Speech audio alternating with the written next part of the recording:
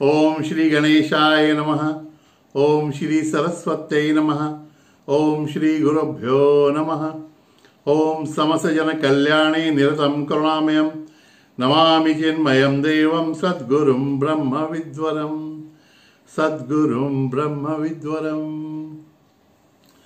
मित्रों, भगवद गीता जी के 10वें अध्याय में आइए प्रवेश करें। विभूति योग, विशेष भूति, ऐश्वर्य। भगवान का विशेष ऐश्वर्य भगवान स्वयं अर्जुन के माध्यम से हमारे सामने प्रकट कर रहे हैं। वैसे तो वो सब जगह उपलब्ध और विद्यमान है ही, लेकिन हमें वे आसानी से कहां कैसे प्राप्त हो सकते हैं, इसके बारे में यह मार्गदर्शन है। तीसरे श्लोक से हम आरंभ करेंगे। लेकिन इन सब विभूतियों को क्यों जाने हम, तो भगवान तीसरे श्लोक में ही बता देते हैं कि भगवान के 3 विशेष गुणधर्म जो जान जाते हैं वे सभी पापों से मुक्त हो जाते हैं। प्रैक्टिकल बातें हैं भगवान की सब। देखते हैं तीसरा श्लोक।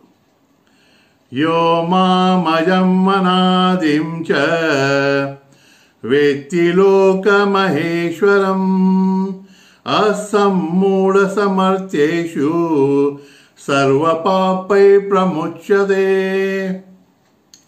3 बातें भगवान कहते हैं, जो मुझे अज, अनादि और लोक महेश्वर जान लेता है, असम्मूढ़ समर्थ्येषु, मर्त्य सभी मानवों में वही असम्मूढ़, वही एकमेव ज्ञानी है और वही सर्व पापई प्रमुच्यते, सभी पापों से मुक्त हो जाता है।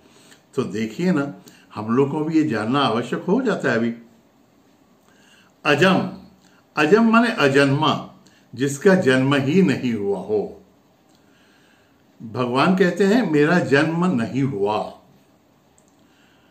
ठीक ही है, अगर हम माने कि भगवान का जन्म हुआ, वो सगुण साकार अवतार की बात नहीं यहां पे हो रही है। कृष्ण अवतार, रामावतार में उन्होंने जन्म लिया, लेकिन वो भी प्राकट्य था उनका। वो भी प्राकट्य जन्म से अलग कैसे, वो भी समझना चाहिए हमको। क्योंकि अगर भगवान ने जन्म लिया हम जैसा, तो जैसे हम जन्म लेते हैं वैसा ही भगवान का जन्म हुआ है, ऐसा अगर मान लें तो फिर भगवान को जन्म देने वाले भी कोई होंगे और भगवान को जन्म देने वाले उनसे पहले होंगे। तो भगवान से पहले कोई होगा तो फिर वो भगवान का बाप भगवान हो जाएगा, तो 2 भगवान हो गए। ऐसा तो होगा नहीं ना। तो भगवान का जन्म हुआ ही नहीं, यही सत्य है। और अनादि, उनका आरंभ भी नहीं है, क्योंकि जहां से आरंभ हुआ ऐसा हम माने तो उसके पहले भगवान का अस्तित्व नहीं था, ऐसा हो जाएगा। तो भगवान तो हमेशा से हैं, उनका जन्म ही नहीं हुआ, तो अनादिकाल से वे हैं ही हैं। तो वे अजन्मा है और अनादि हैं, ये बात तो हम समझ सकते हैं। लोक महेश्वरम, लोक माने अनुभव क्षेत्र। सभी के सभी अनुभव क्षेत्रों को प्रकाशित करने वाले, नियंत्रित करने वाले वे ही एकमेव हैं। ये कैसे, ये थोड़ा सा जान लें। समझिए कि एक लहर वन फाइन मॉर्निंग सोचती है कि मुझे मेरा जो परमात्मा है, सागर है, उसको ढूंढना है, उसको जानना है। तो लहर सागर को जानने के लिए कहां जाएगी? कहीं भी सागर में ढूंढे तो वो लहरों में ही सागर को ढूंढने का प्रयत्न करेगी। और फिर वो भी ये कहेगी कि सागर ने स्वयं कहा है कि उसका कोई जन्म नहीं हुआ और वो भी अनादि है, तो सागर ये पहले से था है। तो ये सागर कहाँ है? ऐसा लहर ढूंढने का आरंभ करती है तो सभी लहरों में देखते देखते वो अंतर्मुख भी हो जाती है और फिर उसको पता चलता है कि जिस सागर को वो ढूंढ रही है वो सागर दूसरा कुछ नहीं, पानी है। और एक ही पानी सभी लहरों में है, वो उसमें भी है। तो जब उसको ध्यान में आ जाता है कि सभी लहरों में जो पानी है वह सागर है, तो ये बात उसको बड़ी अच्छी तरह से ध्यान में आ जाती है कि सभी लहरों का नियंत्रण करने वाला वह सागर सचमुच लोक महेश्वर ही हो सकता है। तो अजम, अनादिम और लोक महेश्वरम, ये तीनों बातें तो हमको ध्यान में आ गई, लेकिन इससे सभी पापों से कैसे मुक्ति मिलेगी?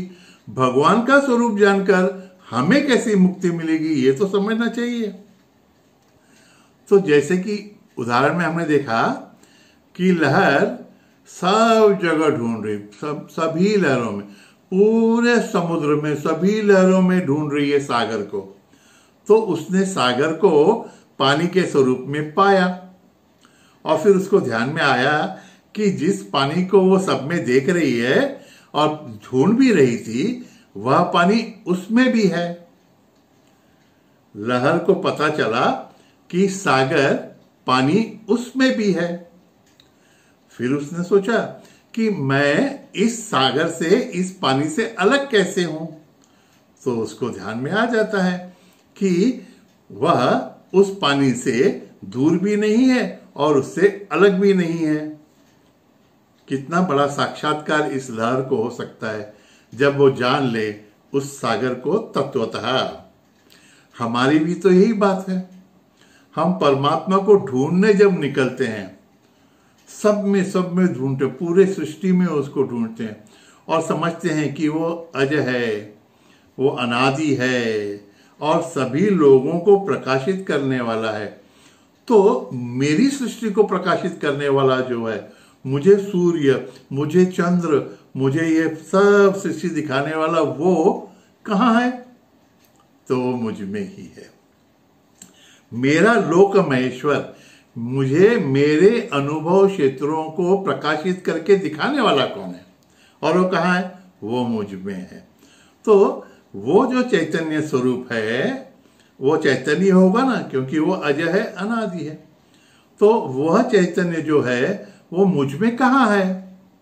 तो इस शरीर में, मन में और बुद्धि में हो ही नहीं सकता, क्योंकि इस शरीर, मन, बुद्धि को जन्म और मृत्यु है ना, इसका उद्भव है, इनका लय है। तो वह भगवान मुझ में चैतन्य स्वरूप ही होना चाहिए। तो अगर मुझ में चैतन्य है तो मैं और उस चैतन्य में क्या साम्य है, या मेरा उस चैतन्य से क्या भेद है? वह चैतन्य मुझसे कितना दूर है या वह मुझसे कितना अलग है? जब हम ऐसा चिंतन करने लगते हैं तो पता चलता है कि हम उस चैतन्य से दूर नहीं हैं। और जब यह बात ध्यान में आ जाती है कि जिसको हम ढूंढ रहे थे वह जो कृष्ण भगवान है, वह जो सच्चिदानंद स्वरूप है, वह जो परमात्मा है, वह मुझ में ही है और मैं ही उसका अंश, मैं भी उसका अंश हूं और तत्वतः मैं वही हूं। तो चैतन्य के स्तर पर चैतन्य न तो कुछ करता है न तो कुछ भोगता है।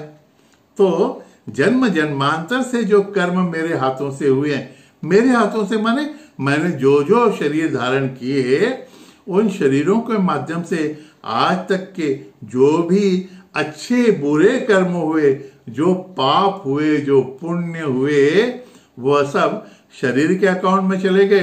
तो मैं तो उनसे लिप्त हूं ही नहीं। तो मैं पुण्यों से भी मुक्त हूं और पापों से भी मुक्त हूं। ऐसा जो तत्वतः अपने अंतःकरण में अच्छी तरह से जान लेता है। भगवान कहते हैं बाकी सब तो मर्त्य हैं, मरणशील हैं, मानव हैं, लेकिन इन सभी मनुष्यों में वही एक असम्मूढ़ है। मूढ़ माने मूर्ख, सम्मूढ़ माने विशेष मूर्ख, और उन सब विशेष मूर्खताओं से भी जो अलिप्त है, असम्मूढ़, ऐसा वो ज्ञानी है और ऐसा वो व्यक्ति सभी पापों से मुक्त हो जाता है। तो मित्रों सोचिए ना, हम हमारे लिए कौन सा विशेषण पसंद करेंगे? मूढ़, सम्मूढ़ या असम्मूढ़? सोचिए। Wish you all the best. अगले चिंतन तक हरिओम तत्सत। नारायण नारायण नारायण।